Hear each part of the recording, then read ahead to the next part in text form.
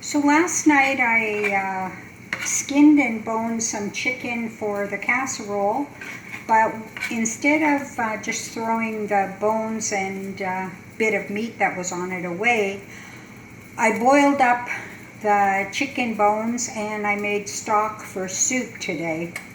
So I've cut up 2 carrots and a celery. I've got the stock boiling here, so I'm going to add that to the pot. So making the chicken stock, I just boiled chicken with a bit of onion and a little bit of salt. I also have some of the leftover casserole. I'm going to add that to my soup, so that has rice and vegetables. I'm just checking the size of the chicken. I'm just breaking it into slightly smaller pieces.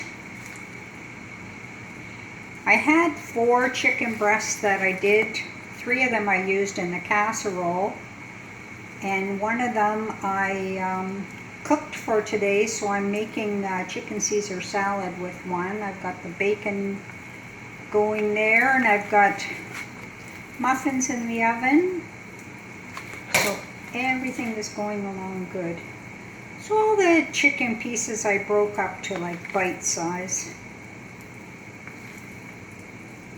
And I'm going to add this to my soup.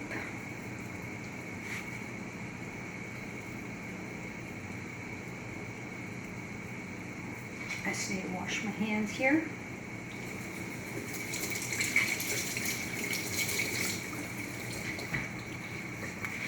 I washed them before I started, but as you saw, they were kind of yucky.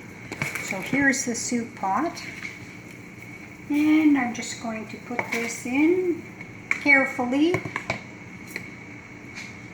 Give it a little bit of a stir. And once it returns to a boil, I'll turn it down and I'll let it simmer for about an hour.